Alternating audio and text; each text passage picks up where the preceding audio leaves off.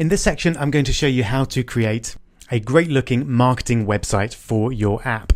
So we're going to be completely away from Android Studio, and we're actually going to use the tools that you get free with this course in your Eco Web Hosting account. So if you haven't set that up yet, go right back to the beginning of the course and watch the video that shows you how. Of course, you're very welcome to use another web hosting system or to do this another way if you prefer. We're going to be using a freely available system called WordPress, which allows you to create and edit a website without knowing any HTML or JavaScript or any coding at all, in fact. It's really great, and if you want to get into developing websites, I definitely recommend looking into WordPress. But we'll see a lot more about how WordPress works in a minute. So going back to your Eco Web Hosting account, the first thing you'll need to do is to create a hosting package. So a hosting package essentially adds a domain name to your account and allows you to put something on it. So you might want to enter something like mygreatapp.com, or if you've actually got a name for your app, you might want to put that in there. You don't have to own the domain name to test it out, but if you want to use the actual domain name itself, you will need to purchase it. You can do that from Eco Web Hosting for around £7 a year, depending on the domain, or you could do that with another company, completely up to you. If you just want to test it out, then just put any domain you like in there, and that will then set up for you. Once you've done that, you can go over to access your cPanels over here, and then that will give you a list of the domains that you've created. You can see I've got a test one here, and then Android Dev Course is the domain I'm going to be using for this particular demo here. So once you click on the domain name, that will then log you into the cPanel or control panel for that particular hosting package. And here we are. This is where you can do all sorts of things with your hosting package. I'll just give you a very quick flavor of what you can do. So you can work with files up here, back up your website, work with email. You will need a live domain, so you will need to have to purchase a domain if you want to work with email, but you can do everything you would want to with email there. There's various web stats and logs packages there. MySQL databases, PHP versions. If all of this means nothing to you and you want to get into web development, you might want to check out my web developer course as it covers all of this. But we're just going to scroll down because we're going to work with the one particular CGI script, which is WordPress blog. Now it's called WordPress blog, but it's not specifically to blogs. All sorts of sites run WordPress, and I think it's actually something like 15% of the internet runs on WordPress, so it is pretty huge. So your only choice when installing WordPress is a location. So if you want to install WordPress on the root of your site, so if you wanted it to appear at, say, androiddevcourse.com, then you would leave the box blank. I'm going to enter a subdirectory there. So this is going to appear at androiddevcourse/demo site. And you can actually check it out now if you want to. It is there. So let's click install site, and that will then set up WordPress for you. It takes a few seconds, but then when it's done, you'll be able to jump over to it. Here we go. And I'm going to click on that top one there. So androiddevcourse/demo site, and then it will run through the installation progress for you. So I'm going to call it My Awesome App. Username, you can have anything you like. So I'll have Rob Percival. Password, good to have something nice and secure.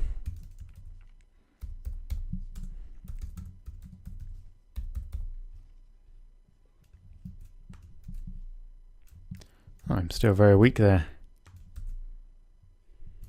Oh well, it's just a demo anyway, but obviously try and make a nice strong password. And then your email address. So I'll put mine in there too.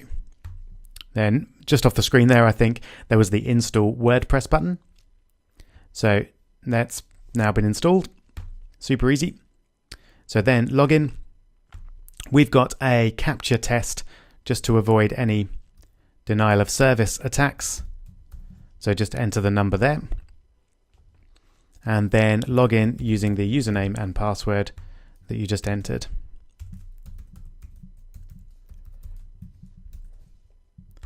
And I would click Remember Me, because you'll probably be coming back and doing things on it later. Here we go. So this is the WordPress dashboard. And the first thing to see is that there's an updated version of WordPress available. So I always recommend doing an update if there is one available, and then just click the big blue Update Now button.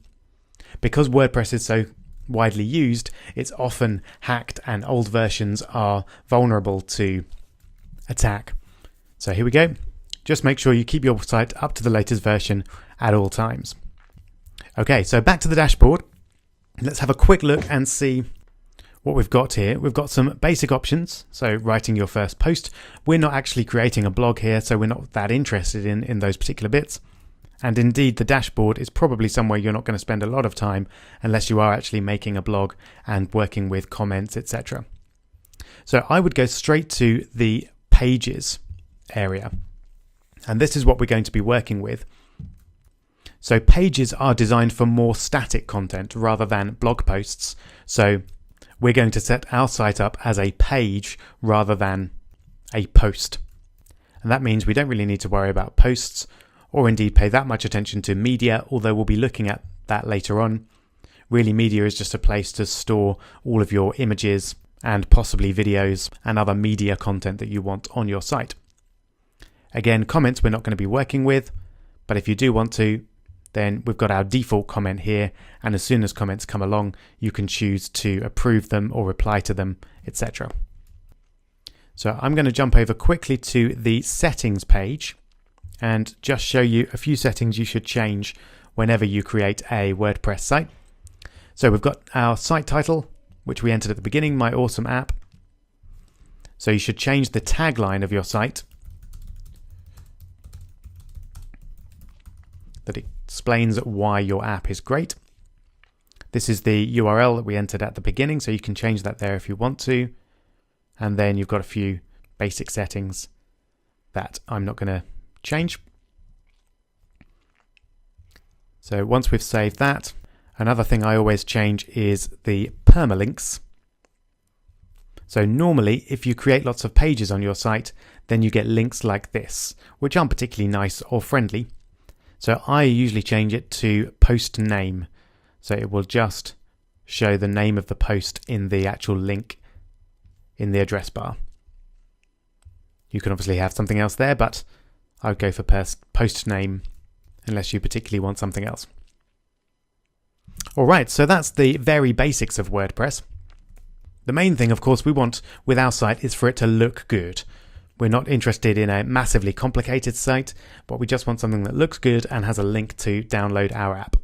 So I'm going to use the apps with a Z WordPress theme, which you can find at apps.themeshaker.com. You can see it looks like this, which is pretty snazzy. And the great thing about it is it's completely free. So if you want to do something more advanced or more customized, then it's well worth paying a little bit of money for a decent theme for your website. But if you just want to get something up and running quickly, then this free theme is a great way to go. So this theme is on themeshaker.com, which has a number of other themes available as well. And if you just Google WordPress themes, you'll have a bunch of options. But if you want to follow along with this tutorial, then go to themeshaker.com and search themes for apps with a Z. And then you'll get this one here. So you can view the demo that we just looked at and then click Get Theme. And that will then download the theme files to your computer. I'm just going to save them on the desktop. And then we just need to import them into our WordPress website. So we go down to Appearance and Themes. You can see there's all sorts of options there, which I'm not going to go into great detail beyond just creating our basic app. But there's a lot of choice and power that we can add here. So these are the themes that we have available by default. We can add a new theme, which is what we want to do. And you can see that there's a huge range of free themes available just within the WordPress setup, so you can install them completely from here. But what we want to do is upload a theme, because we've found a theme on a separate website and downloaded it. So we just click Upload Theme and then choose File, and then find the file that you downloaded a moment ago, appstheme.zip, and then click install now. That will then upload the theme, and that's installed already. So I'm actually going to click activate straight away. If you're not certain that you want to use it, then you can have a live preview, but it's definitely the one that we're going to go for. So I'm going to click activate there. And there it is. So now we've got our new theme in place. Let's take a look. So I'm going to command click or control click on Windows to visit the site in a new browser tab. And here it is. So first off, I've already got this bar at the top because I'm logged into WordPress, but you won't see that if you just visit the site. It's just when you're logged into WordPress. So it already looks pretty good. We've got this nice big banner image at the top here, our logo, and our big download button.